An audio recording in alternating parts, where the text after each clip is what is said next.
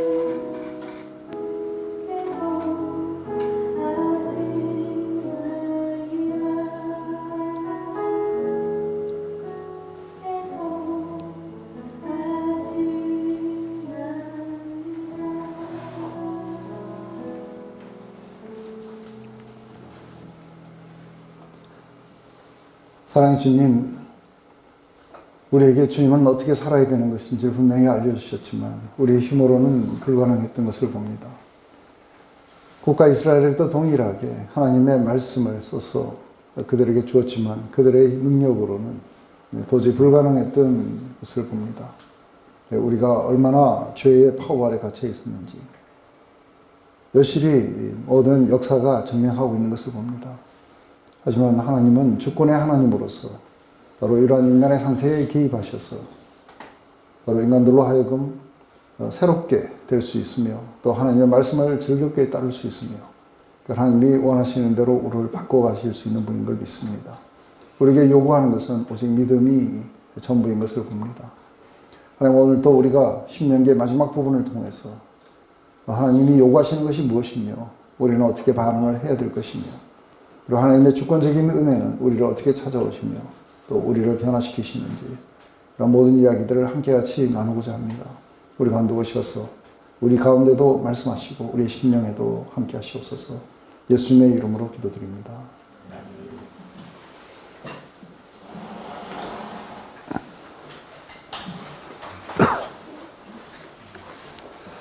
네. 우리 이제 31장부터 시작해갖고 4장, 마지막 4장을 나왔습니다. 그래서 이건 모세의 가장 마지막 행적들, 이런 것들을 나타낼 거라고 봅니다. 이제 모세의 그 임무는 다 끝났습니다. 다 끝나고 이제 여호수아에게로 이 모든 것들을 넘겨줍니다. 그래서 여호수아가 이제 맡아서 이렇게 하게 될 거예요.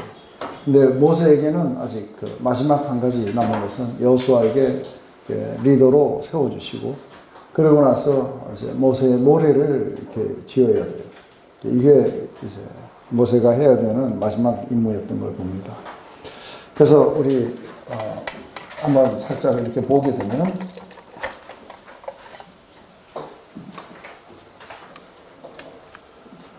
네, 모세가 가서 온 이스라엘에게 말씀을 베푸니라 하고 이야기합니다. 모세는 이제 120이고 더 이상의 출입이 능하지 못했다고 이야기합니다. 그래서 모세에게 너는 요단을 건너가지 못한다. 그래서 이제 여호수아가 데리고 건너갈 것이다 하면서 이제 모세에게 이제 여호수아를 세워주러 갑니다. 그래서 여호수아 개인에게 찾아서 개인적으로 너는 마음을 강하게 하고 담대히 하라. 그들을 두려워 말라. 그들 앞에서 떨지 말라. 이는 내 하나님 여호와 그가 너와 함께 행하실 것입니다.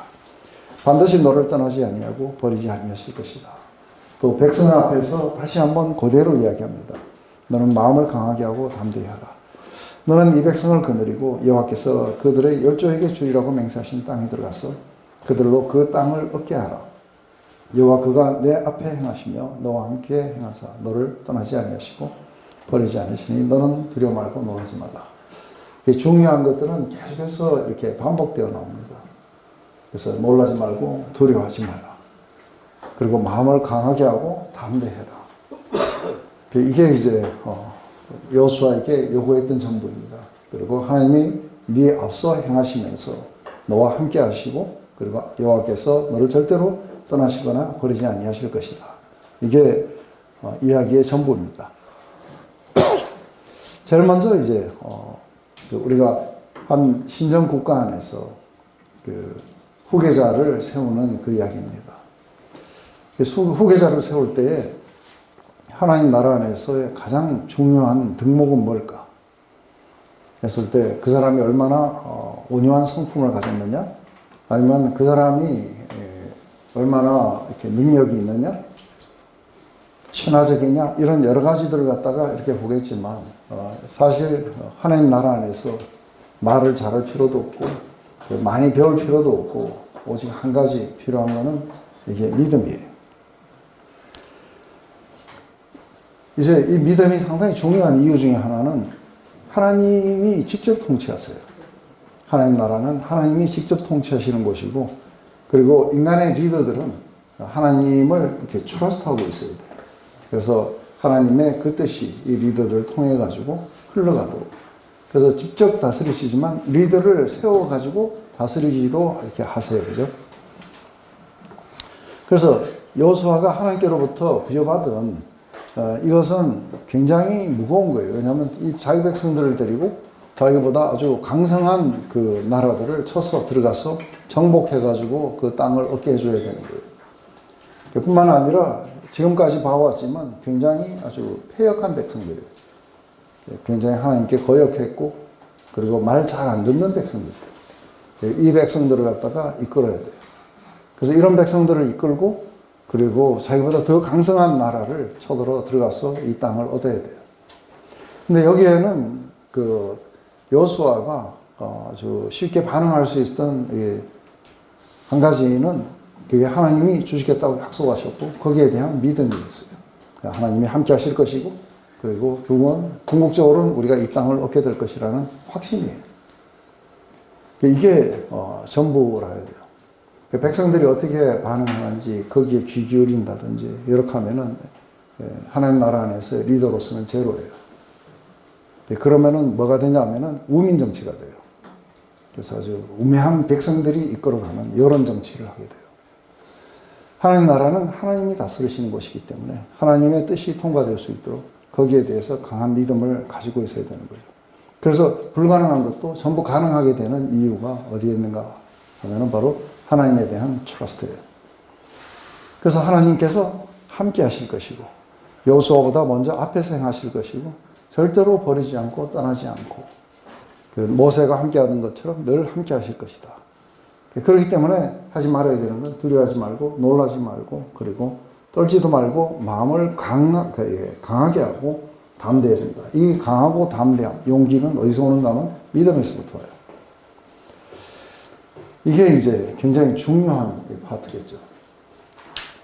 근데 오늘날 우리가 교회에서 이렇게 후임 목사님을 뽑을 때 뭘 보냐면 이렇게 하나님을 얼만큼 강하게 트러스트하고 순종하는가를 잘 보진 않아요. 그래서 그 사람의 능력을 보고 뽑아요. 그래서 사실은 망해요. 왜냐하면 그게 인간이 다스릴 수 있는 그런 곳이 아닌 거예요. 목회를 해보면은, 그러니까 굉장히 어려운 것 가운데 하나가 뭐냐면, 이게 회사 같으면 벌써 될 일이고, 교회이기 때문에 안 돼요. 이게 강압적으로 할 수 있는 것도 아니고, 뭐 할 수도 있는가. 그러니까 주로 이제, 흔히 많이 쓰는 건 사람들에게 두려움을 주게 되면 잘 따라와요. 그래서 두려움을 가지고 조장을 해가지고 사람들을 끌고 뭐 이런 오만 방법을 다 쓰게 될 거라고요. 근데, 하나님을 이렇게 트러스트 한다는 거는 그건 굉장한 용기를 이렇게 가지게 돼요. 그래서, 굉장히 힘든 난관들, 어려움들, 이런 것들을 부딪히게 될 때 제일 먼저 뭐부터 해야 되냐면 마음을 강하게 하고 담대하게 해야 돼요. 근데 여기에서 이제 많은 사람들이 이렇게 실패하게 되면은 그러면 마음을 강하게 하고 담대하는 게 아니라 이게 두려움에 떨면서 뭔가를 보니까 제대로 할 리가 없어요. 그래서 머리가 복잡해져요. 셈법이 복잡해지고. 그러면서 다들 굉장히 이제 고통당하고, 그럼 마침내 고목을 보고 너도 목회했냐 하고 이제 그렇게 이야기하는 거는 자기 마음대로 안 됐다는 것이죠. 전 이걸 보면서, 그러니까 제가 첫 번째 목회했을 때가 이렇게 생각이 나요. 처음 전 평신도로 있다가 처음으로 이제 목사로 성경을 받아서 갔는데, 근데 그때는 제가 아직도 이렇게 파트타임 밖에 안 하고 나머지는 제가 좀 이렇게 공부를 할 때예요. 근데 굉장히 큰 교회였지만 이렇게 한인들은 한 25명 정도가 이렇게 있었던 교회예요. 근데 이 사람들은 다 보면은 어디 선교단체에 그 장이었거나 아니면은 뭐 신학교 교수도 있었고 굉장한 사람들이 많았어요. 근데 거기 처음 가서 이제 사람들을 만나가지고 이야기를 나누고 이렇게 하니까 그 한 사람 한 사람은 다 뭔가 하나님 나라의 큰 일을 할 수 있는 것 같았는데, 근데 그 25명이 한 4개 파로 갈라져갖고 싸우고 있어요.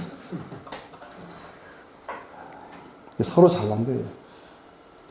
그래서 제가 이쪽으로 가지고 이렇게 접근을 해가지고 그 이야기를 좀 나누면은 이쪽에서 왜 저것들하고 그렇게 이야기를 손잡고 뭐를 하려고 하면서 이쪽에서는 이제 거기에 대해서 견제를 하고. 그래서 이쪽하고 이야기를 하면 또 이쪽이 아니라 이쪽에서 또 뭐라 그래요. 그래서 제가, 안 그래도 이게 파트타임이기 때문에 반밖에 안 되는데 시간도 없고 이래가지고는 이제 제가 풀타임 될 때까지 거의 1년을 갖다가 사람들을 만나가지고 설득을 했어요. 이게 하나님 나라가 아니냐. 뒤에 오는 후배들을 위해서 우리가 뭘 해줄 수 있겠느냐.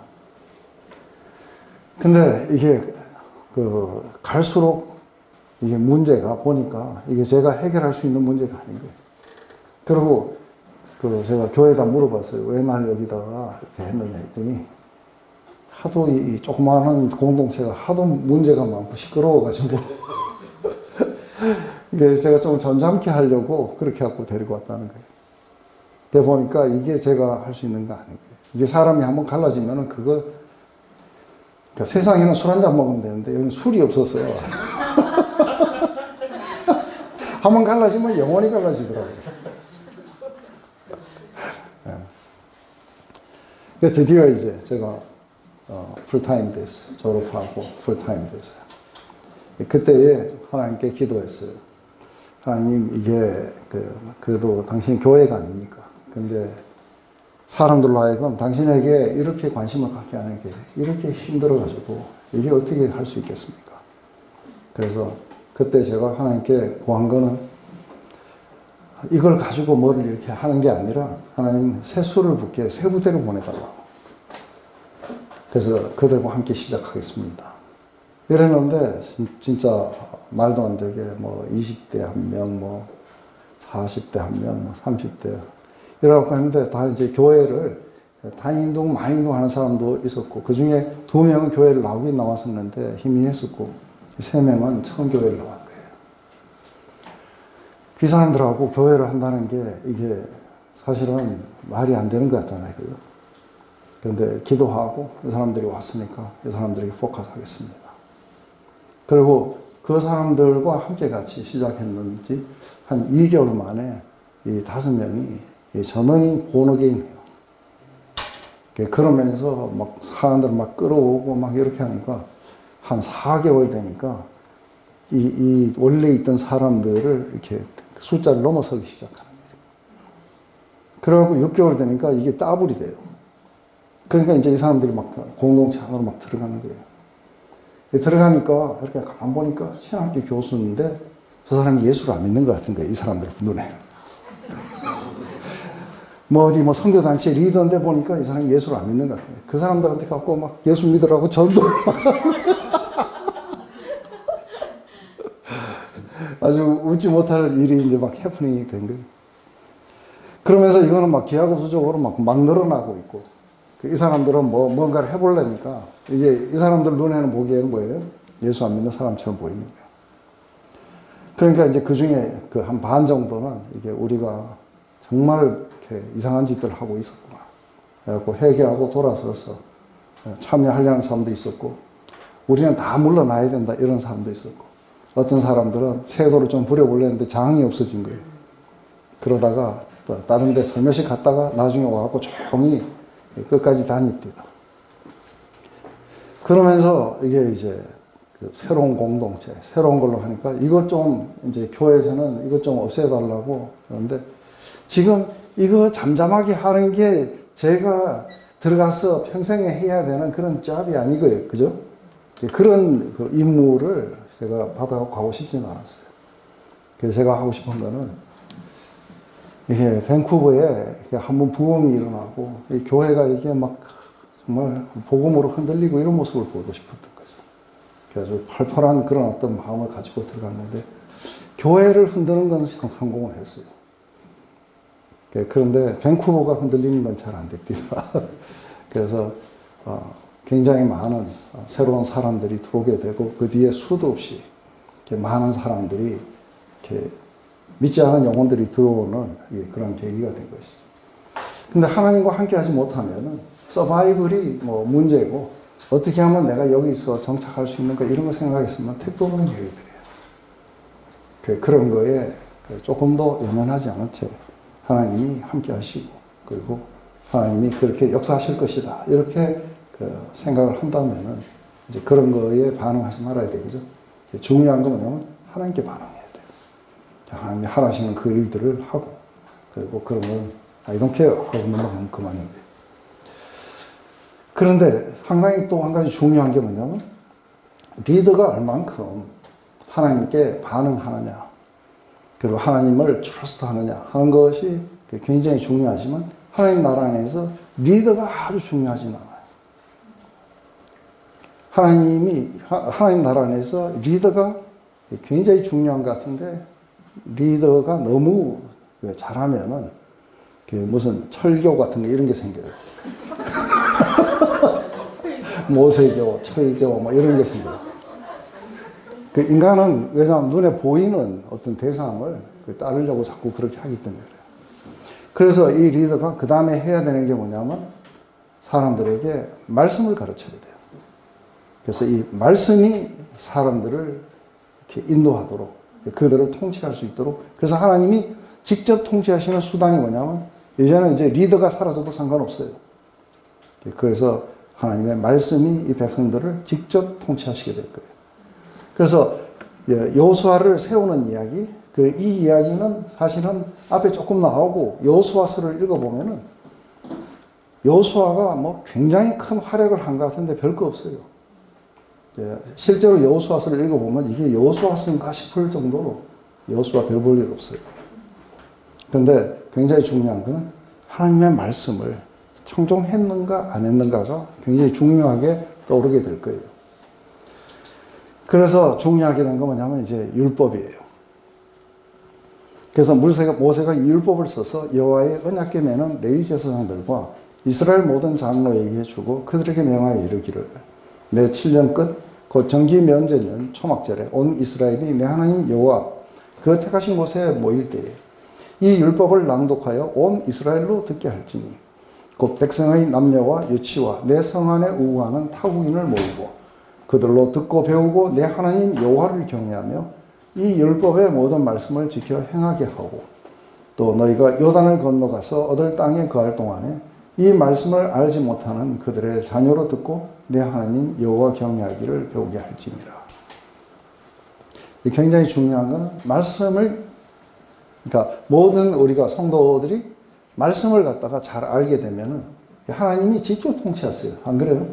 리더가 이래라 저래라 한다고 따라오고 그 교회는 이렇게 카리스마틱한 그 목사가 나와가지고 막 나를 따르라고 한다든지 이런 거는 하나님 나라가 아닌 거예요. 모든 사람들이 하나님을 따를 수 있도록 해줘야 됩니다. 그러려면 말씀이 굉장히 중요한 거예요. 그런데 이때 당시에 그 율법책이 뭐 파피루스 가지고 이제 이거 뭐 써놓고 뭐 양의 가죽 뒤에다가 이걸 쓰고 이래야 되니까 이게 흔하지가 않는 거예요. 그래서 왕이나 뭐 몇 명은 이거를 등사해가지고 그래서 필사해가지고 가지고 있을 수 있지만 일반 백성은 이걸 가질 수가 없는 거예요. 그러니까 이걸 뭘 해야 되느냐 하면은 이제 별말 없어요. 그 10계명 정도 이렇게 어디다 집에다 붙여놓거나 아니면은 하나님을 사랑하라고 그 하나님을 사랑하고 그리고 그 출애굽 사건 뭐 이런 거는 구전으로 전해지고 이러면서 뭐 문에다 걸고 도배하고 이런 정도였지 실제로 법이 뭐라고 하는지는 잘 몰랐어요. 그래서 어떻게 하냐면 이게 이제 면제년 그 안식년이 돼야 사람들이 그때 이제 땅도 가는 것도 쉬어야 되죠. 다 쉬어야 되니까 그때에 그 장막절 모일 때에 이 율법을 갖다가 모든 백성들 남녀노소를 불문하고 다 와야 돼요. 거기에 함께 거하는 타국인들도 와야 돼요. 그리고 이게 이제 앞으로 자녀에게 대대로 가르쳐야 되는 부분이 하나님의 말씀이에요.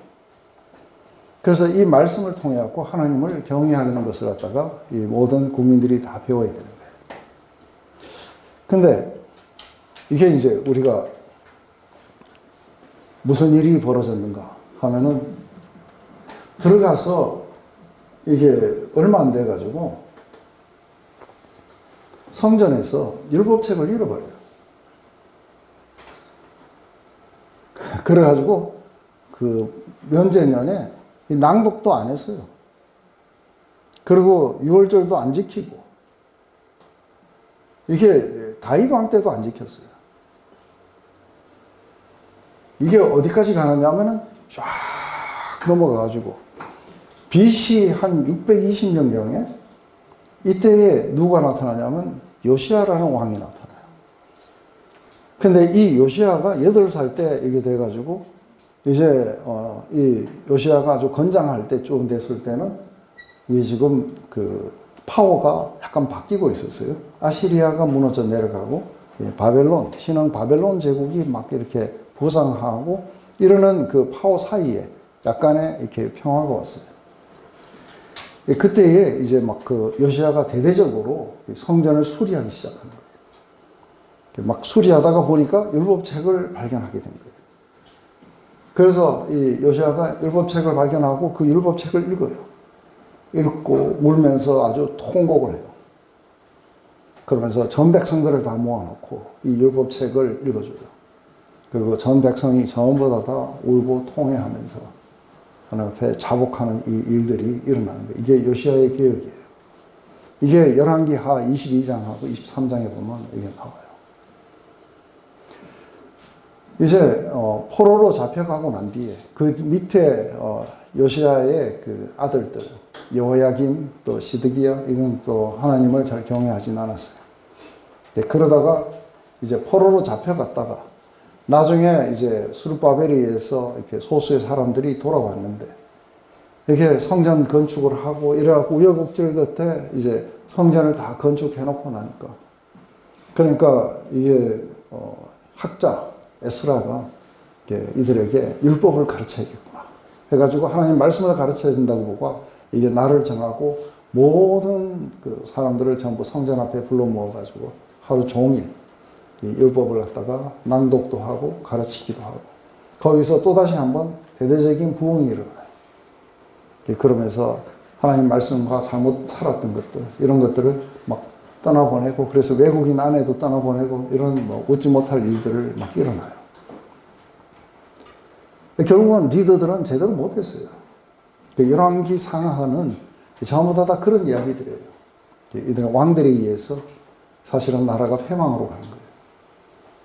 근데 하나님의 말씀이 뜨문뜨문 나타났는데 나타날 때마다 부흥이 일어난 거예요. 우리가 잘 알다시피 이렇게 그 처음 사도들에 의해서 이렇게 말씀이 써졌어요. 근데 이 사도들에 의해서 써진 이 말씀들이 이게 전부 다가 코니 그리그로 썼었어요. 헬라어로. 근데 이 헬라가 로마에 의해서 이렇게 망하게 되면서 이제는 라틴어가 지배를 해요. 그래서 2세기 때 제롬이라는 자가 이 성경을 갖다가 이 라틴어로 번역을 해요. 그걸 이름하여 성경이라고 부르지도 않고 불게이토라고 해요.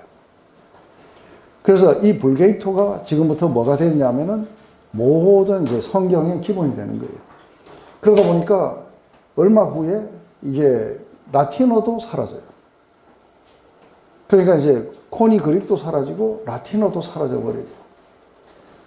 그러니까 일반인들은 이미 사라진 언어로 써진 그 성경을 갖다가 접할 길도 없고, 그러니 이제 성직자들이 라틴어를 배워가지고 이 성경을 이제 보는 그런 실정에 이르게 된 거죠. 그러니까 뭐 교황이 뭐 이걸 뭐라고 이야기하면 그게 하나님 말씀이 돼요. 그러니까 이제 말씀이 이제 아주 이렇게 엉망진창이 돼버린 거예요. 그러다가 이게 이제 1000년이 넘어가면서부터 1100년, 200년 이렇게 되면서 이게 세속에서부터 일어나게 된 게 이게 르네상스예요.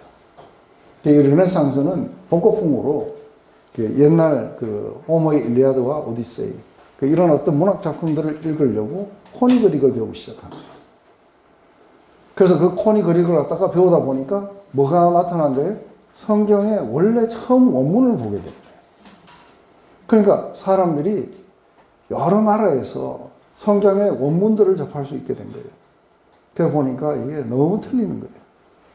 그래서 이게 자기 나라 말로 막 번역을 했는데 그때는 문제가 뭐냐? 이게 번역을 하는데 이게 성경을 필사를 해갖고 몇 권을 만들겠어요. 그러니까 이게 말씀을 일반인들이 가질 수는 없지만 이게 이제 교황이 말하는 게 말씀이 아니라는 걸 알기 시작한 거예요. 그렇게 되는데 그때에 이런 일들이 이제 1200년대부터 막 일어나요. 그러다가 1400년대 중반에 독일에서 아주 쿠베르텐이 유명한 걸 이게 뭔가 발명을 해내는데 그게 뭐였냐면 인쇄기였어요. 인쇄기가 발명되자 이제 이때부터는 달라져요. 마구 복사하고 나올 수 있게 된 거예요. 이렇게 되면서 이제 갑자기 그 마틴 루터가 이게 성경과 교황이 말하는 게 이게 아주 마이너한 거는 물론이겠지만 95가지가 틀리고 있다. 그래서 교회에다가 이 95가지 왜 틀리는지 이게 대답하라고 교회 문에다가 이렇게 박아놨던 거죠. 그래서 그 결과가 이제 그것의 도화선이 돼요. 그래서 이렇게 부흥이 일어나기 시작해요. 그러면서 이제 다시 한번 이게 말씀이 새롭게 되기 시작한 거죠. 그렇게 되기 시작하자 이제 솔라 스크립처 하고 오직 말씀으로 해가지고 이제 신교가 생기기 시작한 거예요. 그러면서 여기서 했던 것들이 전부 허구였다. 그런데 이렇게 막 말씀이 생겨가지고 굉장히 이게 부흥이 일어나고 대대적인 그런 것들이 막 일어나다가 그 다음에는 이제 또 이게 이 말씀 안에서 이게 이해가 또 잘못되기 시작해요. 그래서 반응적 율법주의로 막 돌아서는 거예요. 그래서 막 3단 논법으로 막 끌려요. 그래서 우리가 예수를 믿고 구원을 받으면 삶이 변한다. 삶이 변하지 않으면 구원을 못 받았다. 그래서 삶이 변해야 된다니까 삶을 변화시키는데 막 초점을 막 가는 거예요. 그런데 얼만큼 변해야 구원을 받았는지를 모르니까. 그러니까 이만큼 변했는데 구원을 받을 만큼 변했는지 안 변했는지 이런 걸 하면서 완전히 또 망하는 거예요. 그러다가 다시 복음에 나타난 믿음으로 말미암은 의가 그리고 하나님의 주권적인 그 은혜가 다시 일어나기 시작하고 하면서 또 부흥이 일어났다가 또 얼마 안 가면 또 율법주의로 또 돌아섰다가 또 하나님의 그 주권적인 은혜가 선포됐다가 이러면서 이제 막 등락을 반복하는 거예요. 하나님의 말씀, 복음이 복음으로 그대로 전파된다는 건 굉장히 중요한 거예요. 왜냐하면 하나님이 직접 통치하세요.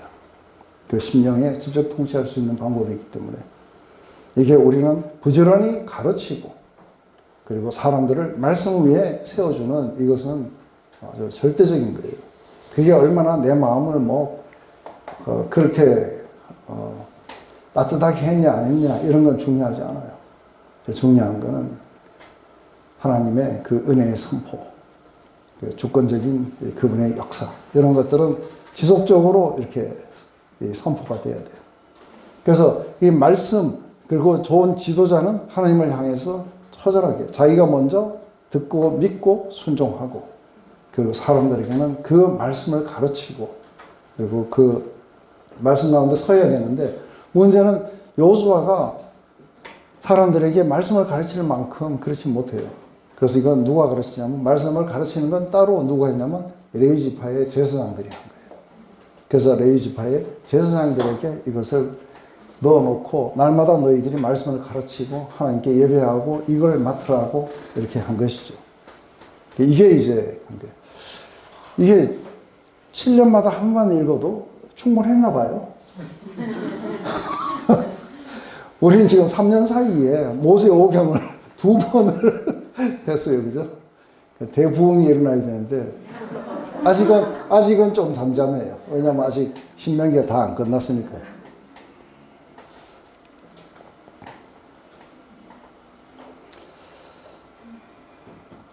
사실은, 말씀에 귀 기울이지 않는 것. 그건 아주 재앙을 초래하는 것이라는 걸 갖다가 우리가 알게 돼요. 그죠?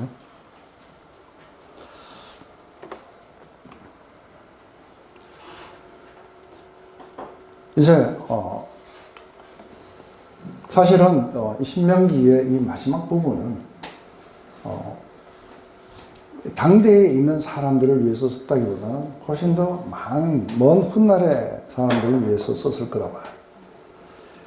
그래서 여러분들도 이제 여호수아서를 보면 여호수아의 당대 사람들에게 쓴 게 아니고 훨씬 더 이렇게 뒤쪽에 있는 사람들을 위해서 썼어요. 근데 여기에서 보면 하나님이 모세에게 노래를 지어서 백성들에게 가르치라고 말씀하세요. 그래서 모세의 마지막 임무는 바로 그건 거예요. 그래서 왜 그런가? 왜 이 노래를 갖다가 지어서 가르쳐야 되냐면 그들이 이 백성들이 거할 그 땅에 일어나서 이방 신들을 음란히 쫓아 나를 버리며 내가 그들과 세운 언약을 어길 것이다. 그때 내가 그들에게 진노하여 그들을 버리며 내 얼굴을 숨겨 그들에게 보이지 않게 할 것이다. 그렇기 때문에 너희는 이제 이 노래를 써서 이스라엘 자손에게 가르쳐서 그 입으로 부르게 하여 이 노래로 나를 위하여 이스라엘 자손에게 증거가 되게 하라. 그래서 하나님을 위해서 이걸 쓰게 돼요. 그랬을 때 이들이 이제 그 하나님을 버리고 말씀을 버리고 그렇게 해서 이들이 재앙 가운데 들어가게 됐을 때 이 노래가 그들 앞에 증인이 되게 될 거라는 거예요.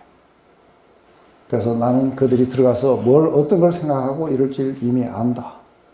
그러니 여호수아에게는 너는 마음을 강하게 하고 담대하고 그리고 하나님이 너와 함께 하실 것이다. 그래서 너는 염려하지 마라. 그러면서 율법책에다가 이걸 다 쓰고 노래를 다 써가지고 이거를 보관을 해라고 합니다. 근데 이 보관을 했을 때 이거는 늘 이런 효과가 있죠. 예, 우리가 베드로에게 네가 닭이 울기 전에 3번 나를 부인할 것이다. 미리 말씀하세요. 예, 미리 말씀하신 그 이유는 베드로를 회복하기 위해서였어요. 베드로가 실제 그게 일어났을 때 이미 알고 있었고 그리고 자신이 회복돼야 된다는 것도 알아요. 그래서 너는 돌이켜서 형제들을 굳게 하라.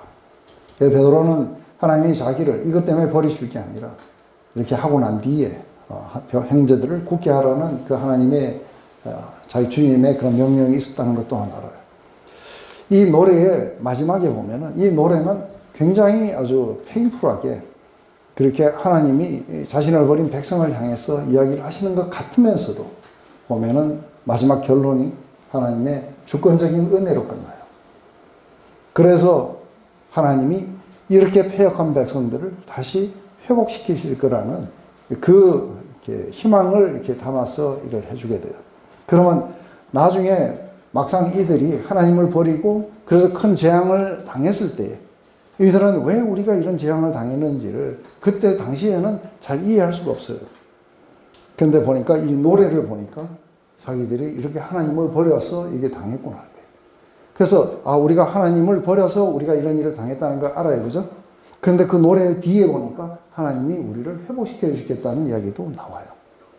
그러니까 우리가 다시 소망이 있구나. 하나님께로 돌아가자. 그래서 너희는 하나님을 만날 만할 때 만나라 하고 이사야서 55장에 그래요. 그가 너희들을 치셨으나 너희들을 싸매어 주시고 너희를 상하게 하셨으나 너희를 치료해 주실 것이다. 이렇게 하나님이 이렇게 우리를 회복하시는 거 이런 것도 이제 알게 될 거라는 거죠. 그래서 이 모세의 노래에 상당히 많은 부분들은 이제 그 하나님이 그런 어떤 너희들이 하나님을 버리는 모든 과정 속에서 하나님 너희들을 징계하셔서 너희들을 다시 세우실 것이다. 그리고 하나님을 떠나서 너희들끼리 살면 너희는 암흑을 경험할 뿐이다. 내가 얼굴을 숨기면 너희들은 아무것도 너희들은 알 수가 없게 될 것이다. 그래서 사실은 우리가 늘 하나님이 우리에게 성경도 한 집에 몇 권씩 갖고 있어요. 그래서 늘 가까이 있으니까 별로 상관이 없어요. 근데 어느 날 성경이 싹 사라져버려요. 그리고 말씀을 가르치는 사람도 다 사라져요. 그러고 나면은 그 다음에 어떻게 살아야 돼요? 암흑 속에서 힘센 사람이 하여간 모든 것을 다 지배하게 되는 세상에 오게 될 거예요.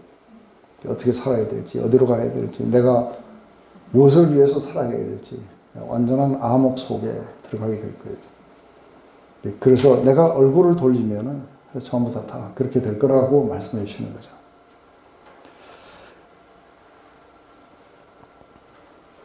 그러면서 이제 드디어 우리가 모세의 노래가 나와요. 그래서 모세의 노래를 우리가 이렇게 조금 하다가 이렇게 우리가 쉬도록 할게요. 제일 먼저 하늘이여 귀 기울이라 내가 말하리라 땅은 내 입의 말을 들을지어다. 나의 교훈은 내리는 비요 나의 말은 맺히는 이슬이요 연한 풀 위에 가는 비요 채소 위에 담비로다. 이게 지금 하나님의 그런 어떤 말씀을 갖다가 비에다가 비유해요. 왜 비에다 비유하냐면 이게 지금 채소나 풀이나 이런 모든 곡식들에게 비가 내려와야 되죠. 비가 내려야 이 채소들이 싱싱하게 자라가고 그리고 열매를 맺고 그리고 씨도 맺고 이렇게 할 수 있어요.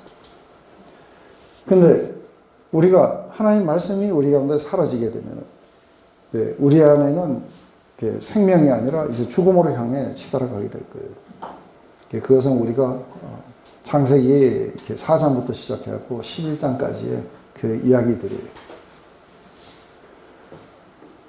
근데 하나님의 말씀을 우리가 이렇게 콩나물에 이렇게 물 주듯이 그렇게 듣는다 하더라도 우리에게 분명히 이렇게 어떤 그 채소 위에 내리는 비 이런 것처럼 분명히 이렇게 자라게 하고 열매 맺게 하고 씨 맺게 하고 그리고 다시 돌아가게 될 거라는 것이죠.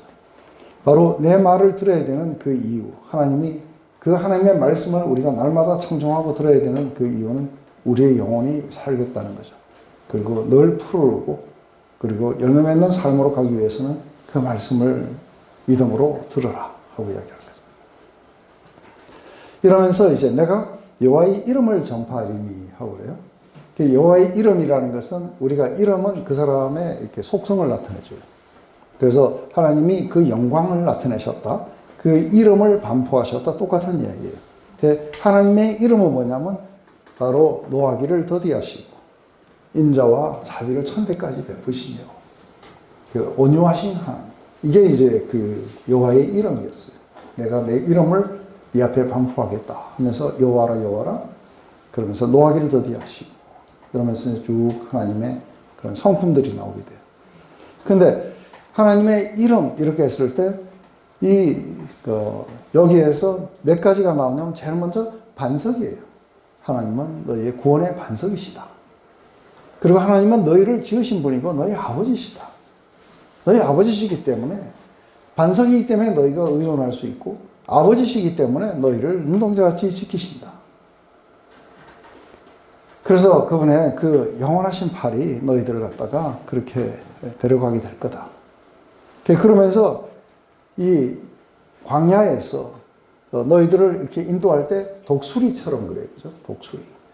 독수리가 그 새끼들을 갖다가 이렇게 훈련할 때 이것들을 떨어뜨리면은 잘 못 날면은 이렇게 어깨 위에, 날개 위에다가 이렇게 올려가지고 다시 이렇게 올려놓고 뭐 그런 식으로 이렇게 하는 것처럼 너희가 그렇게 독수리가 이렇게 새끼를 이렇게 업어가지고 그렇게 하듯이 광야를 지나올 때 너희를 그렇게 업어서 인도했는 신이 여호와 이외에 아무도 없었다. 그래서 그분은 너희들을 인도하신 유일하신 하나님이셨다. 그러면서 이제 그것뿐만 아니라 너희들에게 아주 그 하이 퀄리티의 삶을 주시고 너희들에게 풍성한 삶을 주시는 그 하나님이 바로 너희들이다. 그런데 이제 여수run이 살찐에 자기 구원의 하나님을 버리셨다. 그래서 왜 갑자기 이스라엘은 안 그러고 여수른 그러냐? 이게 여수run이라는 거는 이게 뜻이 사랑받은 자, 의로운 자, 정직한 자 이런 뜻이에요. 그래서 이게 애칭이에요. 이스라엘 향한 하나님의 애칭이에요. 애칭은 바로 내 사랑을 받고 그리고 의로운 자가 이게 돼야 되는 이 백성이 구원의 반석을 버리게 되고 자기를 지으신 아버지를 잊어버리고 자기를 인도하신 유일하셨던 그 하나님을 버리고 다른 데로 향해 갔다는 거예요. 근데 그렇게 이 구원의 반석을 버리고 다른 데로 가는 그 이유가 어디에서느냐 했을 때 살이 쪄서 그래요.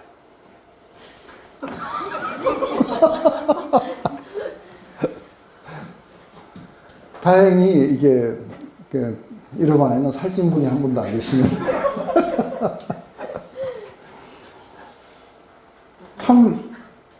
참 놀라운 건 뭐냐면은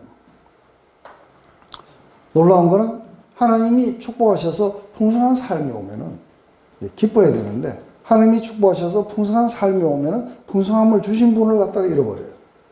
이게 굉장히 아이러니해요. 근데 왜 이게 그러냐면 믿음의 눈이 아닌 다른 눈으로 보면은 갑자기 풍년이 왔어요.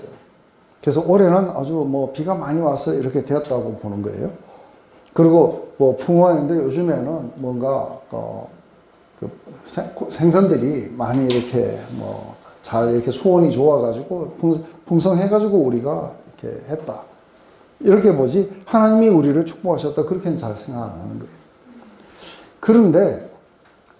그런데 가만히 보니까 요즘에는 벼락부자가 되는 사람들이 막 생기는 거예요. 벼락부자가 되는 사람들이 막 생기는데 보니까 이제 막 비트코인, 막 이런 주식 막 이러니까 지금 막 우리가 빚을 내서라도 저런 걸 해야 된다고.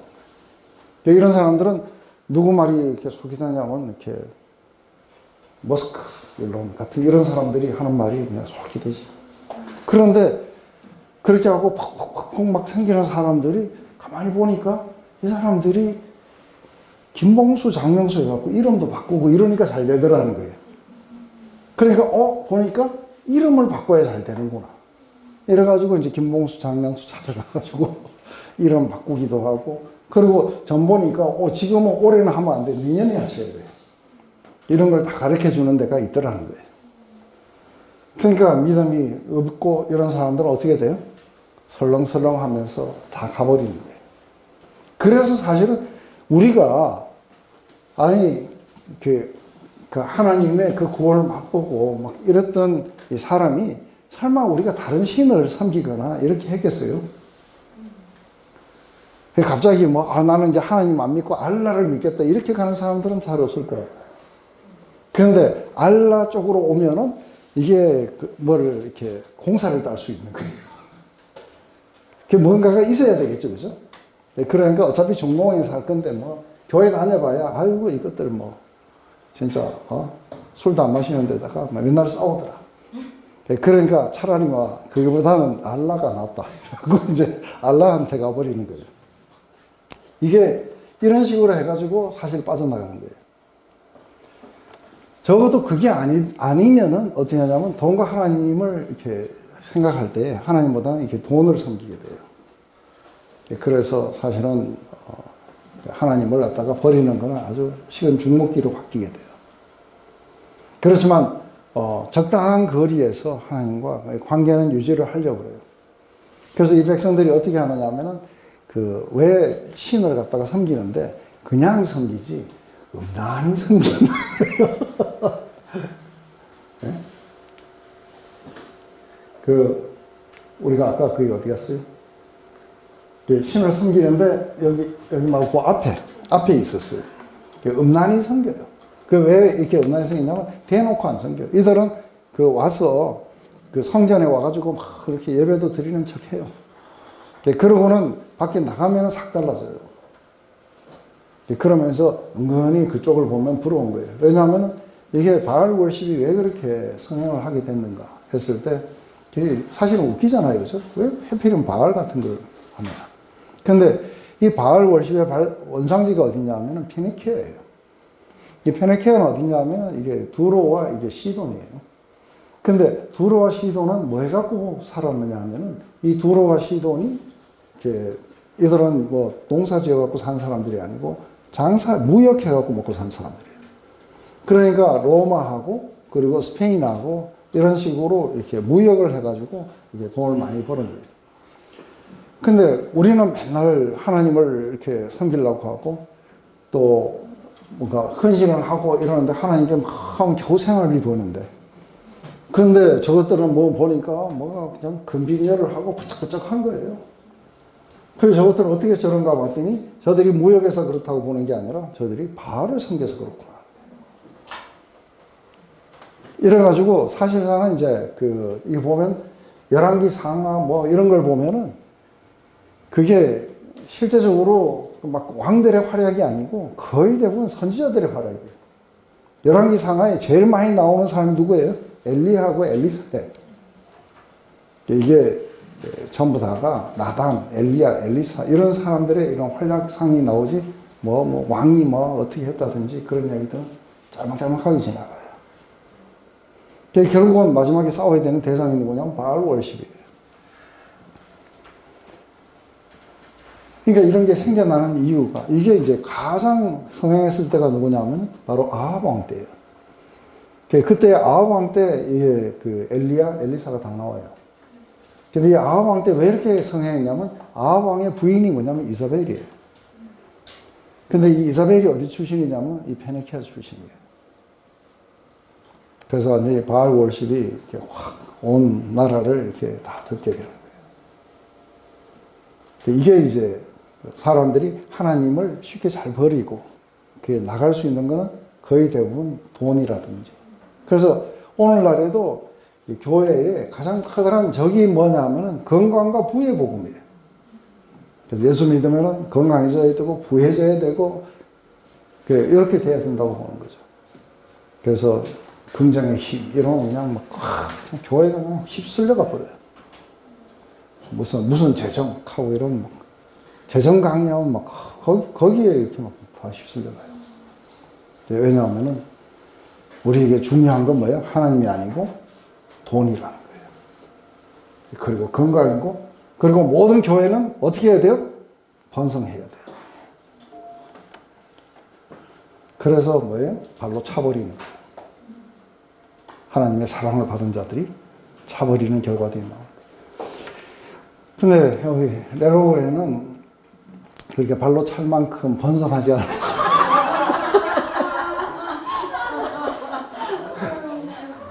그래서 우리가 먹고 살기 힘든 거를 감사하고 찬양합시다. 좀 쉬었다가요. 네, 이제 하나님이 어떤 분이신지를 이야기를 하고, 그리고 그 여스룬이 사리찜에 이렇게 버렸다고 이야기를 해요. 그러면서 이제 위에 보면은 여호와의 말씀에 내가 내 얼굴을 숨겨 그들에게 보이지 않게 하고 그들의 종말이 어떠함을 보리니 그들은 힘이 패역한 종류요 무신한 자녀였다 하고, 이 말이 이제 중요해요. 그들이 하나님이 아닌 자로 나의 질투를 일으켜 그들의 흠한 것으로 나의 진노를 격발하였으니 나도 백성이 되지 않는 자로 그들의 시기가 나게 하며 우준한 민족으로 그들의 분노를 격발하리로다. 이걸 지금 여기에 나오는 이 이야기, 그러니까 하나님이 아닌 자로 나의 질투를 일으켰기 때문에 나도 내 백성이 되지 않은 자로 그들을 시기나게 하겠다. 이거를 누가 사용했는지 기억나세요?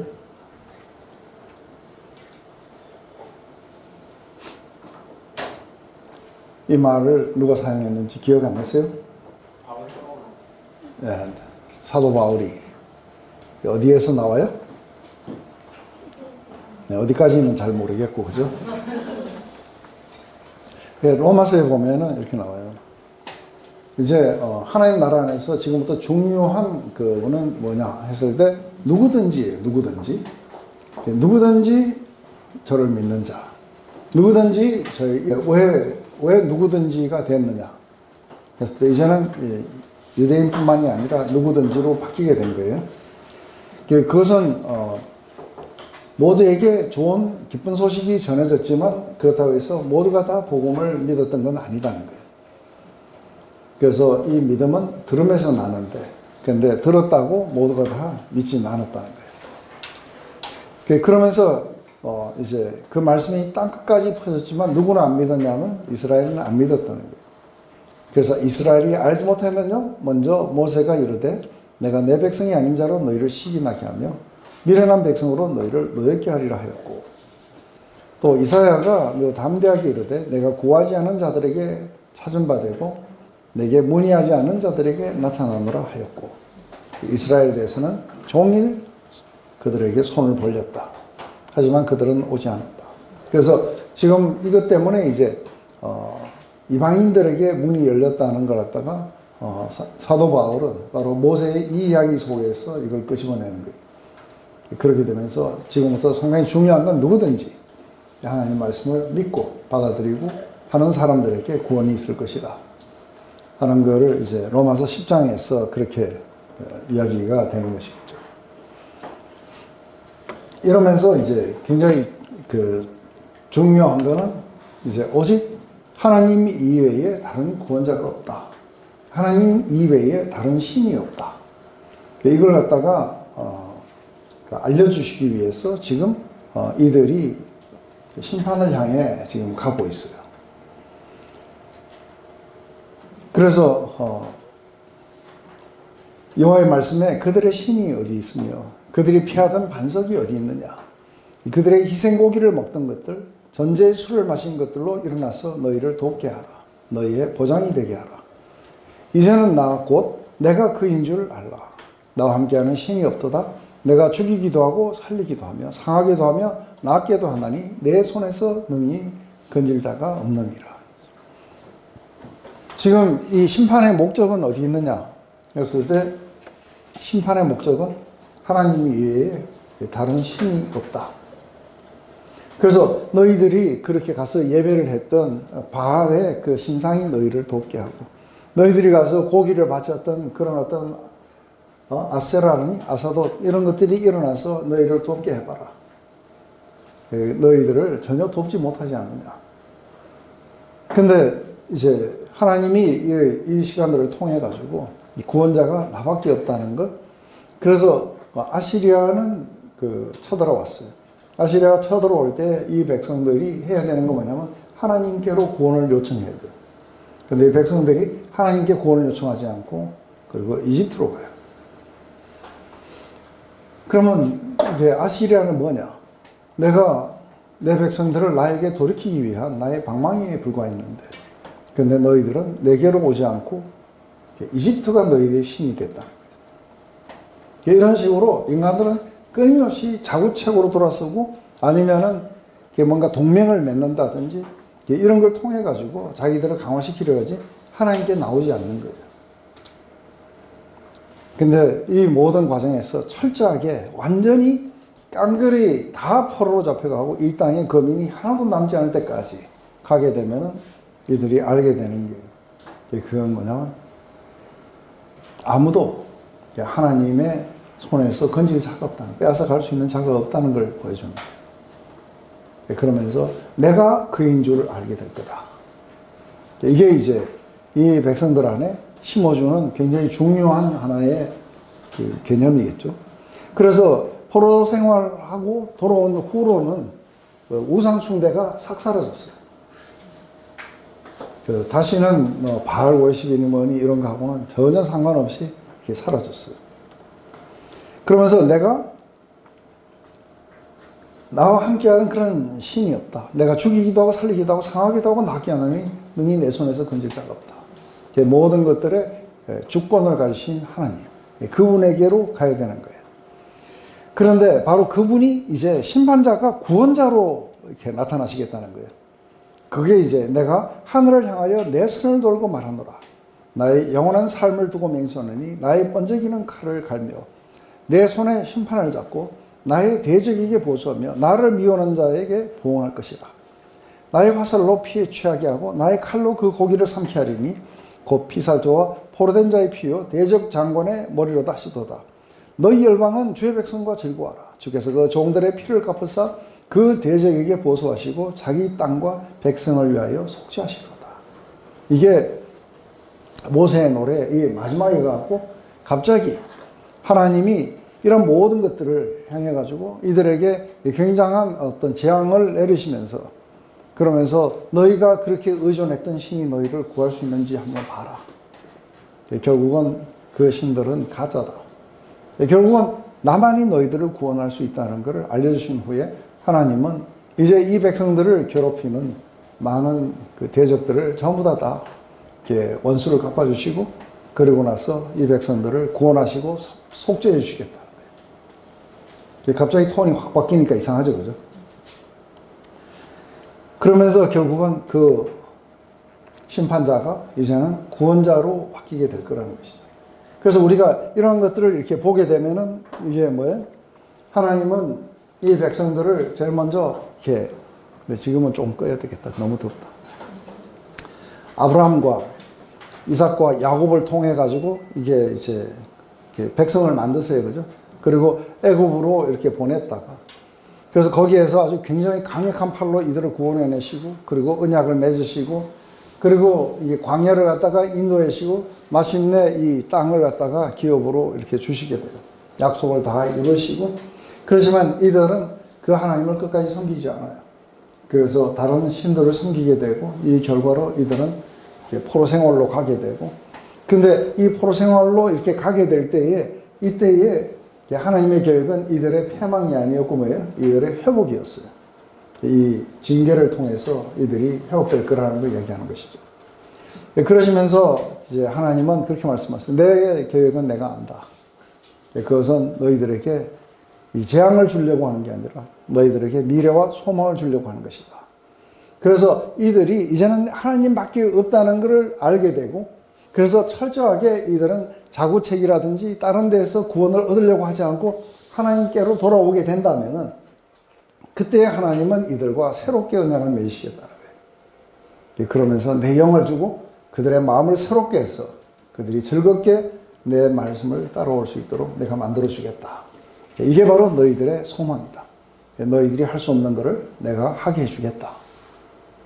그래서 내가 너희들의 모든 죄를 속하게 할 것이고, 능력이 없는 너희들에게 내가 능력이 돼서 너희들을 전부 즐겁게 따라와서 마침내 영원한 축복 가운데 너희들을 만들어 갈 것이다. 이게 하나님의 계획이었고 이게 이야기인 거죠. 그래서 믿음을 잃은 백성들, 이 백성들을 징계하시는 이유가 믿음을 회복하기 위해서 하나님의 주권적인 은혜와 사랑 속으로 모아오기 위함인 거죠.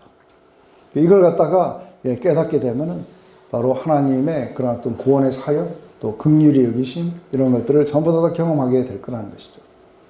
그러니까 하나님은 주권자세요. 죽이기도 하고 살리기도 하고, 그리고 치시기도 하시고 또 낫기도 하세요. 모든 것들을 그 마음의 원대로 하시는 이의 역사를 따라서 예정을 입어 우리가 그분의 백성이 되는 거예요. 그래서 우리는 그냥 뭐 줄 땡기기 한다든지 이런 건 아닌데요. 하나님은 온전한 주권의 하나님이세요. 우리가 이래저래 하는 거하고 상관없이 그분의 계획대로 행해 가실 거예요. 거기에 우리는 어떻게 반응하는가가 상당히 중요해요. 그래서 이 노래의 마지막에 결론은 뭐냐면 죄에 대한 심판이 아니라 은혜에 대한 이야기예요. 그래서 이 은혜가 바로 이 공의가 앞에 왜 왔느냐 하면은 바로 이 은혜를 받기 위한 하나의 그러니까 뭔가 기반을 마련하고 있는 거예요. 그래서 마침내 이들이 은혜를 온전하게 의존할 수 있도록 그렇게 만들어가는 거예요. 그래서 이들은 마음이 가난해졌어요.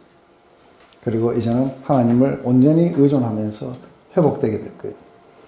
바로 이 하나님은 자비로우시고 그리고 은혜로우시고 노하기를 더디하시는 하나님이세요. 그래서 늘 우리를 갖다가 도와주실 거예요.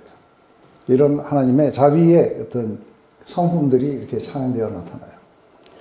이러면서 이제 모세에게 모세가 이제 여호수아에게 일단은 이렇게 상당히 중요하게 포인트했던 거냐면 이 말씀을 우리가 듣고 이것을 준행하는 것, 이게 가장 중요하다. 그래 너희들의 모든 생수와 화복은 바로 이렇게 주권을 가진 그분의 말씀을 너희들이 어떻게 듣고 청종하느냐에 따라서 너희들의 삶은 달라지는 것이다. 그래서 그분의 말씀은 이렇게 채소 위에 내리는 가는 비처럼 너희들에게 생명을 주고 열매를 풍성함을 주고 그리고 열매를 맺게 하는 그런 것이 될 것이다. 이러면서 이제 모세에게는 여호산에 올라가 가지고 그래서 이거를 전부 내가 주게 하겠다. 그렇지만 너는 못 들어간다. 왜냐하면 이미 여러 번 이야기했듯이 무리바 사건으로 인해서 너는 그리로 들어가지 못하게 될 것이다. 하면서 이제 모세가 마지막으로 하나 더 하게 돼요. 그래서 모세의 노래를 갖다가 지금 우리가 봤어요. 그리고 마지막에 가면 모세가 이제 축복을 해요. 그래서 이 모세의 축복에는 이제 어떤 것이 있는가 했을 때 하나님의 사람 모세가 죽기 전에 이스라엘 자손을 위하여 축복함이 이러하니라 일렀으되 그래요. 여호와께서 시내 산에서 오시고 세일산에서 일어나시고 바란산에서 비치시고 1만 성도 가운데 강림하셨고 그 오른손에는 불같은 율법이 있도다. 여호와께서 백성을 사랑하시나니 모든 성도가 그 수중에 있으며 주의 발 아래에 앉아서 주의 말씀을 받는도다.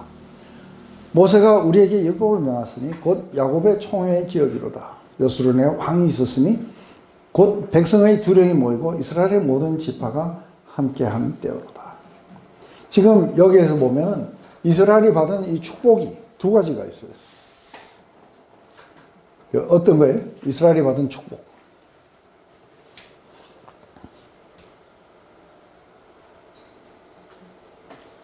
주의 말씀 같은 거요? 네, 하나.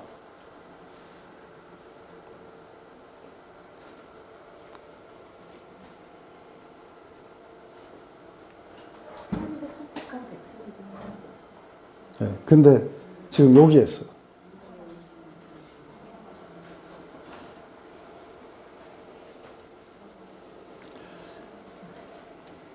왕이 있다고 그러죠. 근데 한번 봐봐요. 이 이스라엘 백성을 세상과 구분할 때 세상은 하나님이 누구신지를 알 수 있는 그런 지식이 안 주어졌어요. 하나님의 뜻이 뭔지, 어떻게 인간은 살아야 되는지, 왜 자기들은 지으심을 받았는지 이런 게 깜깜이로 돼 있어요. 맞아요? 근데 이거는 누구한테 줬냐면 바로 자기 백성에게 줬어요. 그래서 우리가 모태신앙, 우리가 로마서 3장에 가면 그렇다면 유대인의 뭔가 유익 같은 건 없냐? 모두가 다 자기가 행한 대로 이렇게 처벌을 받고 이렇다면은 그런 유대인의 나음이나 유익이 뭐냐? 했을 때 유대인의 유익이 뭐예요? 그들에게 하나님의 말씀을 주셨다는 거예요. 그래서 이들은 어떤 그 혜택을 누리게 됐냐면 이들은 마음만 먹으면 하나님을 알 수 있도록 되어 있는 거예요. 맞아요? 그런데 그렇지 않은 이방인들은 우리나라에 이조 시대 때 하나님을 알고 싶은 사람도 없었겠지만 알라고 해도 알 길이 없어요. 맞아요? 근데 이스라엘 백성들은 안 그랬어요. 이들은 처음부터 하나님이 개입하셔서 이들에게 당신의 말씀을 주셨다는 거예요. 근데 이거는 우리가 별로 이렇게 받은 축복 가운데 하나가 아닌 것처럼 느꼈어요. 그래서 모태신앙으로 자란 사람들이 오히려 불만을 많이 갖는다든지 그러면 안 되겠죠. 그죠? 그래서 어떤 사람들은 집이 전혀 안 믿는 집에서 왔는데 저처럼 모태신앙은 어릴 때부터 가서 뭐예요? 말씀을 갖다가 우리가 듣고 자랐어요. 그죠? 그래서 나의 사랑하는 채 비록 헤어졌으나 어머님의 그 무릎 위에 앉아가지고 우리가 늘 그렇게 듣던 말, 이 성경 가운데 있다고 하는 거죠. 이게 우리가 자라면서 늘 하나님에 대한 아이디어들, 그리고 우리는 하나님이 어떤 말씀하셨고 예수님은 왜 오셨고 이런 이야기들 어릴 때부터 계속해서 들었어요. 그러니까 이걸 안 듣고 자란 사람과는 굉장한 차이가 있는 거예요. 또 한 가지는 만약에 트럼프가 우리의 왕이면 큰일 날 뻔했어요. 맞아요? 그거 원하세요? 팬이세요? 그래서 트럼프가 왕이 되길 원하세요? 아니면 예수님이 우리가 왕이 되길 원하세요? 온 천하를 만드시고 온 모든 만물을 지으시니 전지전능하신 이가 우리의 왕이신 거예요. 바로 그분은 우리에게 사랑과 은혜와 자비로 우리를 다스리세요. 우리를 구원하시고 우리를 아버지처럼 눈동자같이 지켜주시고 그분의 영원하신 팔이 우리를 모든 것으로부터 지켜주시고 막아주시고 인도해 주시는 분이세요. 예수님이 우리의 왕이라는 게 이게 축복인 것 같아요? 아니면 혹시 문재인 대통령이 여러분들의 왕이 되기를 원하세요? 아니면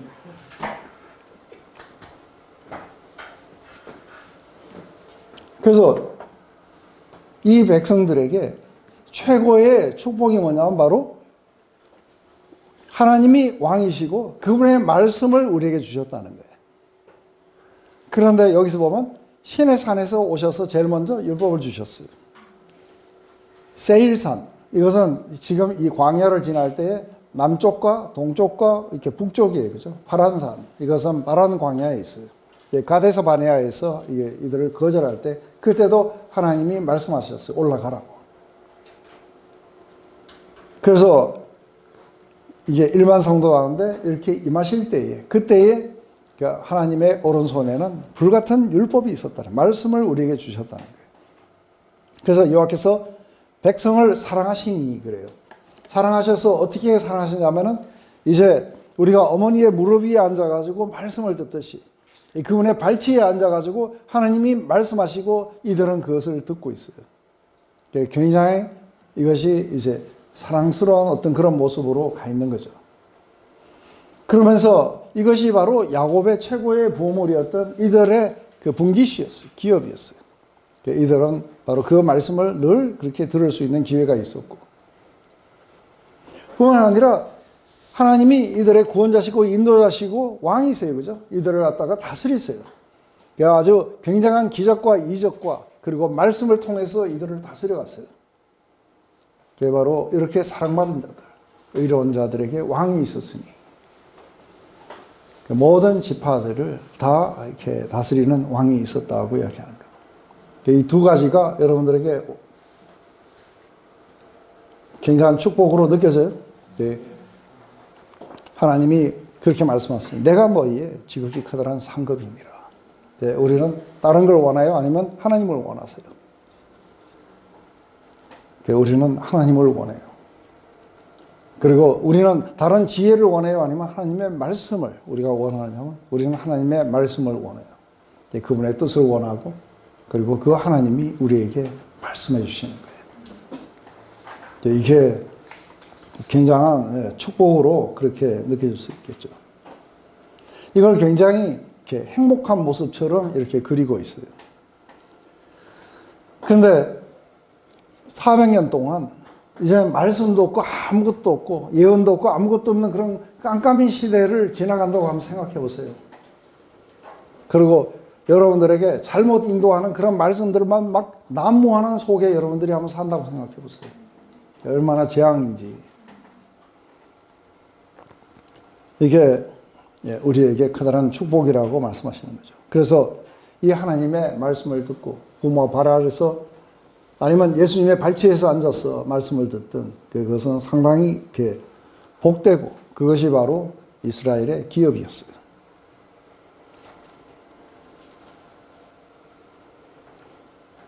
이러면서 이제 이 왕이 있었고 말씀이 있었고 이러니 이 백성들이 얼마나 축복을 받아야 되겠어요. 그죠? 그래서 이 12지파를 하는데 모세가 나이가 너무 많았나 봐요. 그래가지고 한 지파를 빼먹었어요. 그 지파가 시므온 지파예요. 그리고 요셉이 원래 안 들어가고 에브라임과 므낫세가 들어가 있는데 요셉 지파라고 그러고, 레위 지파도 원래 지파 할 때는 좀 빠지는데 이게 지파가 들어갔어요. 그래서 어쨌든 이게 가만히 보니까 이게 창세기 49장에 그 야곱이 이게 12지파를 갖다가 이렇게 했던 것처럼 뭐 그런 순서대로 이렇게 쭉 이렇게 왔는데, 문제는 이게 순서도 잘 안 맞아요. 왜냐하면 베냐민은 제일 어린데 베냐민이 또 빨리 나와요. 근데 우리가 야곱의 축복하고 다른 거는, 야곱은 축복과 저주를 한꺼번에 했어요.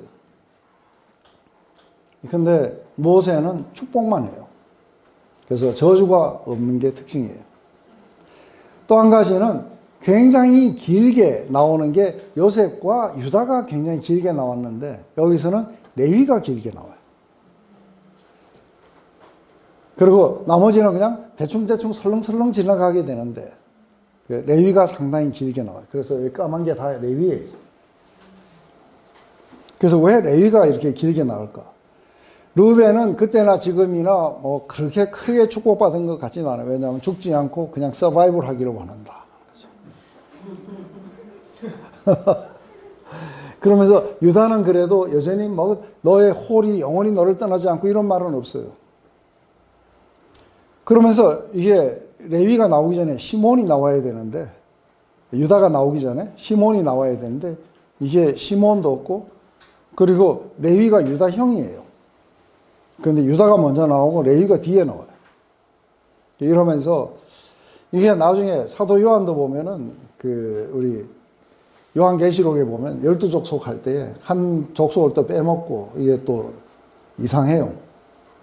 그래서 이게 12인데 그걸 기억하기도 힘들었는가 하는 생각이 드는데, 그래서 왜 이게 시몬이 빠졌고 뭐 했는지 이거 가지고 뭐 연구를 해봐야 모세가 나중에 가서 모세한테 물어보는 거예요. 왜 이걸 빼먹었으니까 내가 그때 기억력이 별로 안 좋다. 이러면 그만인 거예요. 그죠? 근데 그렇지만 어쨌든 보면은 레위가 가장 길게 나오고 가장 많은 축복을 받아요. 왜 그럴까? 해가지고 이제 그거를 우리가 요 축복의 내용들을 조금 보고 이렇게 넘어갔으면 좋겠어요.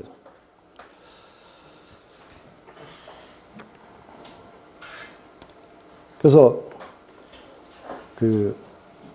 우리 레위 나오는 파트만 이렇게 한번 봐봐요. 레위에 대하여 일렀을 때 주의 둔빈과 우림이 주의 경건한 자에게 있도다. 주께서 그 마사에서 시험하시고 무리바 물가에서 그와 다투셨도다. 그는 그 부모에 대하여 이르기를 내가 그들을 보지 못하였다며 그 형제들을 인정치 않으며 그 자녀를 알지 않은 것은 주의 말씀을 준행하고 주의 언약을 지킴을 인함이로다. 주의 법도를 야곱에게 주의 율법을 이스라엘에게 가르치시며 또 주 앞에서 분양하고 온전한 번제를 주의 단 위에서 드리로다. 여호와여 그 재산을 풍족하게 하시고 그 손의 일을 받으소서. 그를 대적하여 일어나는 자와 미워하는 자의 허리를 꺾으사 다시 일어나지 못하게 하옵소서 하고 이야기해요. 사실은 레위는 분깃이 없어요. 분깃이 없고 이렇게 헌물이 들어온 거를 레위 지파에게 주게 돼 있어요. 근데 레위가 왜 이렇게 긴 축복이 나오느냐 했을 때 이게 형제 자매 이런 것보다는 주의 말씀을 준행하는 걸 더 크게 생각했어요. 그래서 이게 언제적 이야기인지는 잘 모르겠어요. 그렇지만 한 가지 우리가 예가 있어요. 그게 어디예요? 그게 바로 시내산에서 이게 금송아지 사건이 일어났을 때, 그때에 하나님 편에 서는 자들은 다 이쪽으로 건너와라 했을 때 그 하나님의 말씀을 준행하기 위해서, 이제는 형제 자매 이거 없어요. 하나님 말씀을 준행하기 위해서 하나님 편에 섰던 유일한 지파가 누구냐면 이게 레위 지파였어요. 그래서 우리가 예수님이 그 말씀하세요. 그죠? 형제나 그리고 자매나 아들이나 딸이나 그 부모를 나보다 더 사랑하는 자는 내게 합당하지 않고 그래요. 그게 그보다 훨씬 더 중요한 것은 하나님의 말씀을 이렇게 준행했고 언약을 지키려 했다는 거예요. 또 한 가지는 뭐냐면 이 레위 지파가 맡은 게 뭐냐면 하나님의 말씀을 이렇게 가르치고 그리고 예배 드리는 그 일들을 이들이 맡아갖고 한 거예요. 그래서 결국은 모세의 이 마음, 심중 속에서는 뭐가 제일 중요한 거예요? 하나님의 말씀을 준행하고 언약을 지키고 그 말씀을 가르치고 하나님을 경외하고 예배하고 이게 제일 중요한 거예요. 그런데 거기에 가장 가깝게 가는 사람이 누구냐면 이 레위였어요. 그런데 사실은 야곱은 저주했어요. 왜냐하면 시몬과 함께 뭘 했느냐 할 때 디나의 강간 사건 때 둘이가 칼을 빼갖고 이게 다 죽였어요. 세겜에 있는 사람들 다 죽였어요. 그래서 가족을 위험에 빠뜨렸다고 하면서 너는 칼로 망하게 될 거라고 이렇게 저주를 했는데 모세는 굉장히 긴 축복을 해요. 시몬은 왜 그런가 했을 때 어떤 사람은 그 모압 여인들과 간음할 때에 그때 아주 대놓고 보란 듯이 여자를 데리고 와갖고 텐트에서 하다가 이게 비나스에 찔려 죽었던 그 남자가 시몬 지파예요. 그래서 그럴 것이다. 그런데 제가 볼 땐 그게 아니고 12지파가 땅을 분배할 때에 그때 굉장히 애매모호한 지파가 하나가 있는 게 시몬 지파예요. 그래서 이게 시몬 지파가 사실은 유다 지파하고 땅 분배가 어떻게 되는지 분명치 않아요. 그래서 나중에 가면은 이게 남유다만 남았다 그러지 시몬과 유다가 남았다 안 그래요. 그래서 나중에 보면 유다에게 이렇게 흡수 통합돼 버려요. 그래서 사실은 시몬 족속들이 이렇게 사라지는 것처럼 그렇게 느껴져요. 그래서 아마 시몬에 대해서 그렇게 하지 않았을까 하는 얘기가 있습니다. 나머지들은 다 축복이에요. 이런 축복, 저런 축복, 이렇게 이야기를 해요.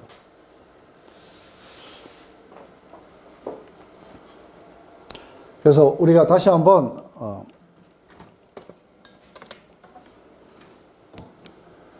보게 됐을 때 모세의 축복의 가장 근원적인 축복은 뭐냐면 이들이 하나님의 말씀을 받았다는 것. 그리고 또 한 가지는 바로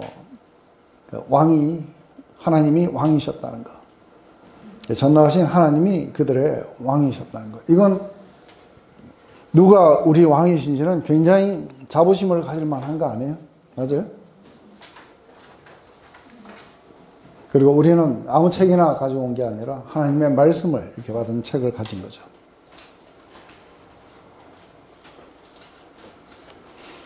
그래서 우리가 하나씩 이렇게 한 지파씩 이렇게 한다는 것은 큰 의미는 없을 것 같아요. 한 가지 중요한 것은 하나님의 은혜와 아주 축복된 이스라엘. 그 모든 것들이 하나님의 은혜예요. 이들이 특별히 잘났기 때문에 그런 게 아니라 하나님이 특별히 이들에게 은혜를 베푸셨고 사랑하셨고 그리고 이들에게 말씀을 주시고 이들에게 직접 모든 백성들이 다 있지만 모두가 다 하나님이 지으신 백성들이지만 그렇지만 특별히 자신의 기업으로 삼으신 것이 바로 이들인 거예요. 그래서 그들의 왕이 되기로 그렇게 하신 것이겠죠. 그래서 여기에 대해서 이스라엘은 그 모든 축복들을 하나님의 그 은혜를 받아 누리면서 그리고 복된 민족이 아닐 수가 없는 것이죠. 그래서 마침내 마지막에 뒤에 가면은 이제 이스라엘이여 너는 행복자라고 그렇게 이제 선언을 하면서 이렇게 끝이 나겠죠. 그러면서 하나님은 누구신가? 됐을 때 하나님은 이렇게 연약한 자들을 품으시고 또 부족한 그 자들을 갖다가 이렇게 껴안으시고 풍성한 열매를 허락하시고 그리고 또 풍성한 그런 결실들 그리고 안정, 영원하신 팔이 와서 안정을 누리게 하고 그리고 미래를 보장해 주신다. 이러한 것에 대해서 이제 이 백성들은 그것을 믿음으로 받아 누리고 살아가는 게 이게 이스라엘과 하나님의 그 사이에 있는 거죠. 그래서 하나님은 우리에게 순종을 요구하신다고 이야기하는데 이게 사실은 믿음이나 순종이나 같은 말이에요. 그죠? 하나님은 믿음을 요구하시는 거예요. 그래서 믿기 때문에 순종이 필요하게 되는 거죠.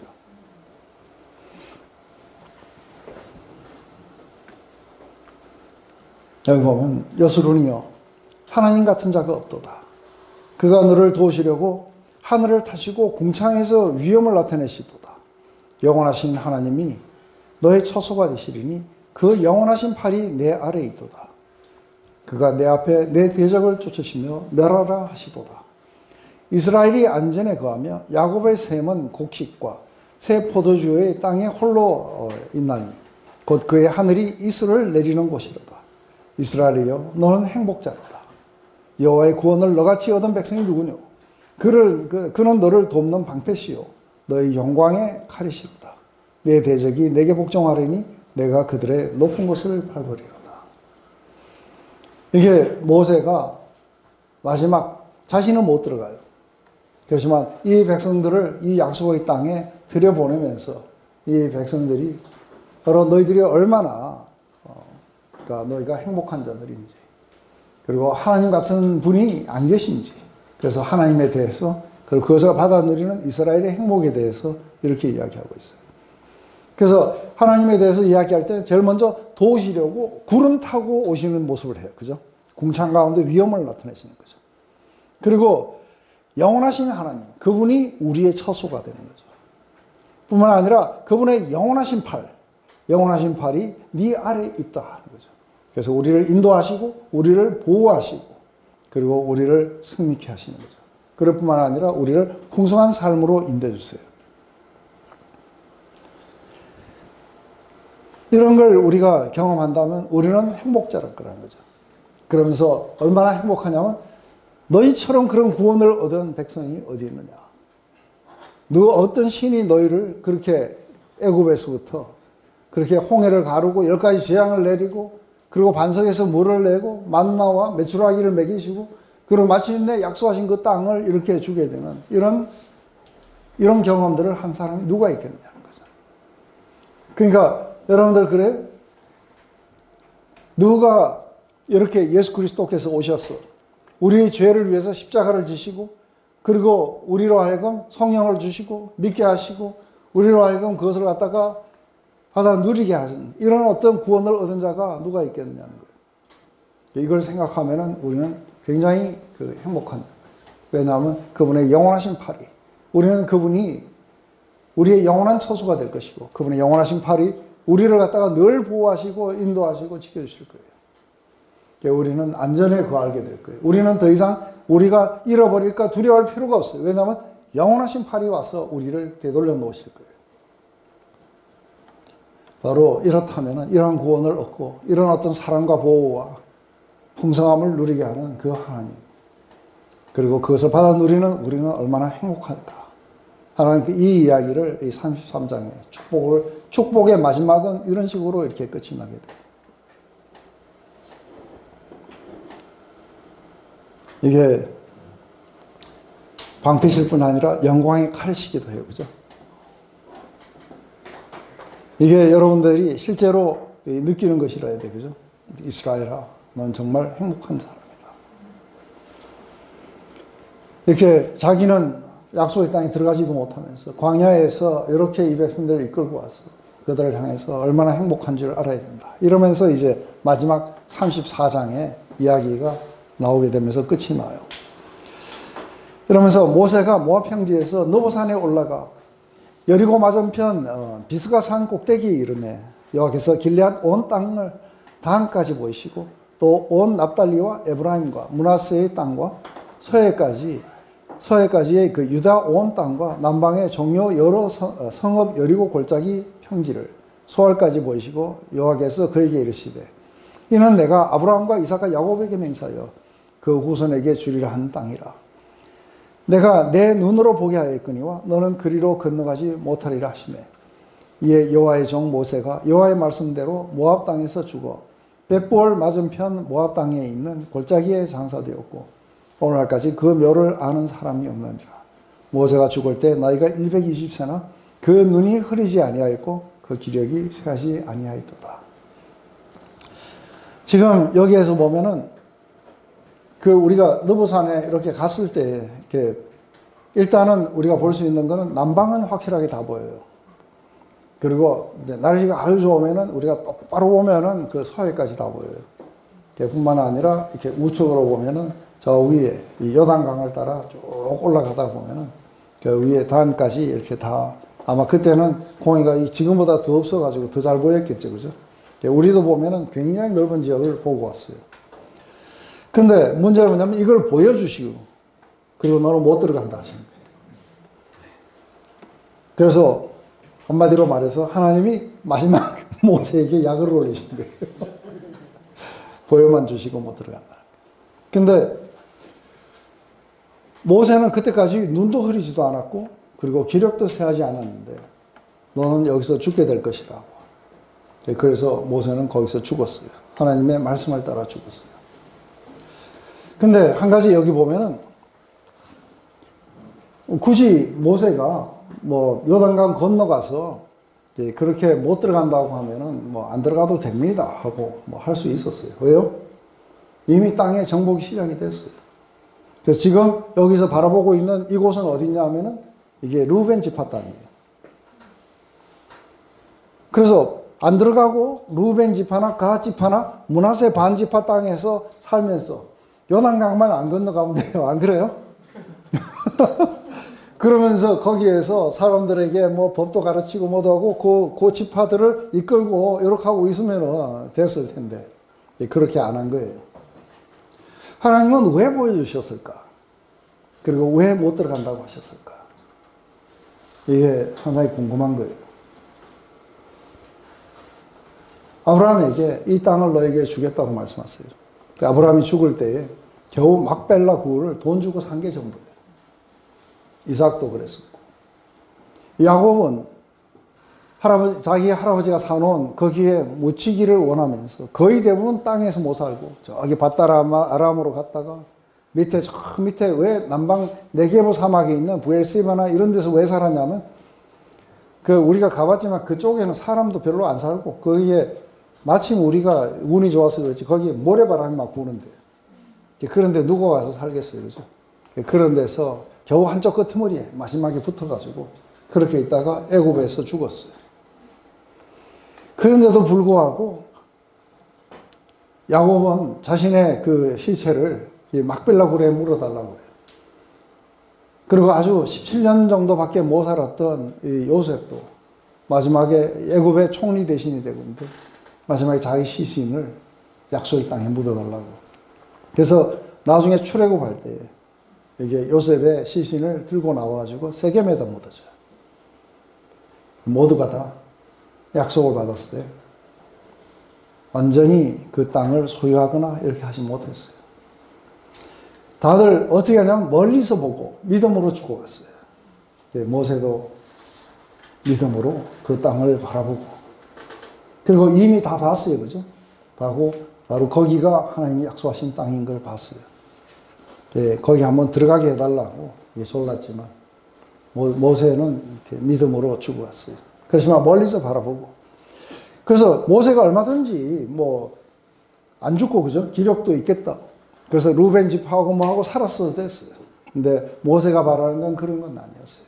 하나님이 지으신 손으로 짓지 않은 영원한 도성을 바라보면서 죽었어요. 그래서 모세가 구원을 못 받았더니 이렇게 해석하는 사람들은 이게 웃기는 해석이에요. 그래서 나중에 변화산에 나타나요. 그죠? 영광 가운데 모세는 나타나게 돼요. 모세는 이 약속의 땅이 아닌 하나님이 손으로 짓지 않은 영원한 도성을 바라보면서 기력도 세하지 않았는데, 근데 하나님이 넌 여기서 죽게 될 것이라 했을 때 마치 마지막에 죽기까지 순종했던 모세처럼 그렇게 기력이 있을 때도 이렇게 죽음을 했어요. 어디에 묻힌지 몰라요. 이름없이 사라져 가야 돼요. 왜냐하면 철교가 생기는 분명히 모세교가 이게 생겨날 수가 있었던 거예요. 왜냐하면 모세만큼 위대한 자가 없었던 거예요.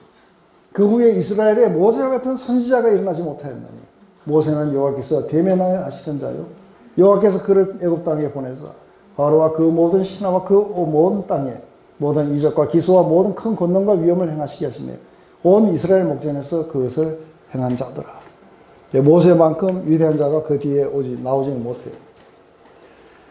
그런데 참 아이러니한 것은 뭐냐면 하나님에게 크게 쓰임을 받았던 자들은 다 마지막에 가면은 희미하게 다 사라져요.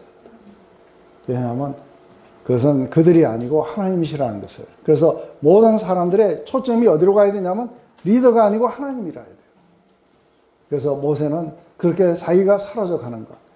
이게 마치 우리가 세례 요한의 말하고 똑같아요. 나는 쇠하고 그는 흥해야 된다. 그래서 이제는 기쁜 마음으로 사라져 가야 된다. 그래서 모든 백성들이 또다시 하나님을 트러스트하는 쪽으로 가야 돼요. 그죠? 또다시 여호수아를 따라가야 돼요. 여호수아도 그렇게 사라져야 돼요. 그래야 계속해서 하나님을 쫓아서 가게 될 거예요. 네, 그렇지만 모두가 다 신랑의 친구의 기쁨 속에 가득 차 있는 거예요. 네, 누군가가 자기를 따르지 않고 하나님을 따르는 것이 최고의 어떤 기쁨이 되는, 네, 그런 자들이 진정한 아마 리더였을 거라 봐요.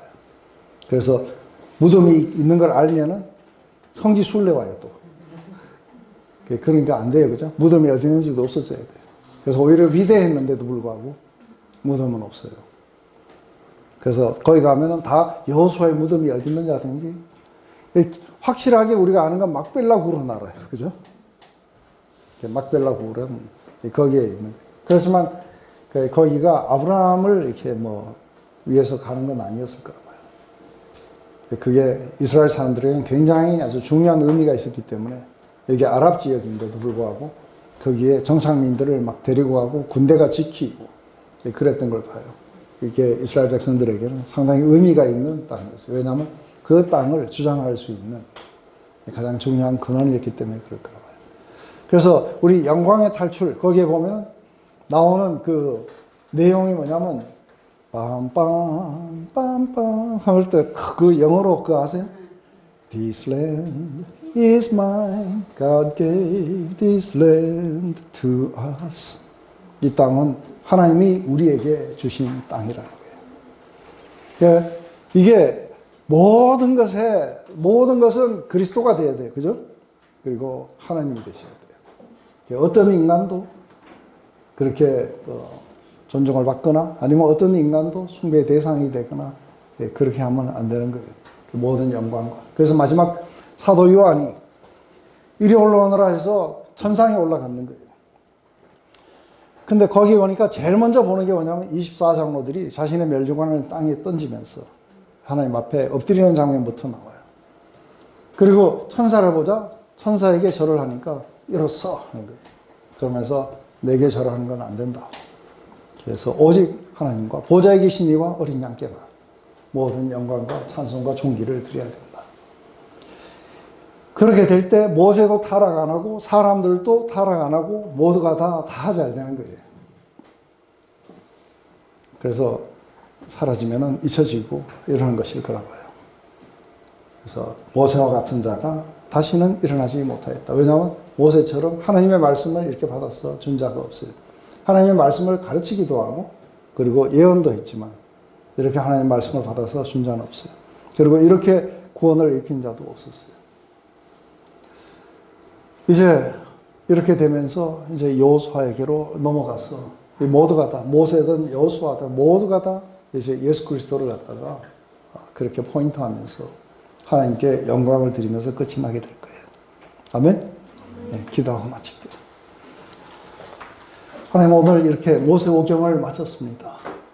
인간을 지으시고 인간의 타락으로부터 시작해서 하나님의 그 구원을 위해서 아브라함을 부르시고 이삭과 야곱과 그리고 출애굽을 계획하시고 광야를 거치시고 그리고 믿음을 요구하시고 마침내 이렇게 약속의 땅을 향해 들어가게 바로 여기까지 이렇게 인도하신 걸 봅니다. 하나님 이 긴 이야기 속에 이들은 들어가지만 또다시 이렇게 무너지고 그리고 다시 회복될 때는 이러한 모든 국가나 이런 것들은 사라지고 이제는 교회가 일어나게 되고 그리고 모든 민족들 가운데서 하나님의 백성이 생겨나며 그리고 하나님을 트러스트하는 이런 모든 자들에게 하나님의 구원을 베푸시는 것을 봅니다. 하나님 이 긴 이야기 속에 우리도 포함됐다는 사실이 너무 우리에게 커다랗게 다가옵니다. 이런 하나님의 말씀을 우리에게 주시고 그리고 하나님을 알게 하시고 이런 구원을 알게 하시고 그리고 우리를 보호하시고 인도하시고 축복하시는 하나님 바로 그 하나님이 우리의 하나님인 것을 자랑스럽게 여기며 그리고 예수님이 우리의 목자시고 우리의 왕이신 것을 우리가 자랑스럽게 여기며 그리고 우리는 그 말씀을 우리가 사랑하고 순종하며 그렇게 따라가게 되기를 원합니다. 그리고 그러한 상태에 있는 우리 자신들을 행복자로 알고 그리고 우리가 즐거워하며 감사의 제사를 드리며 따라가도록 하시옵소서.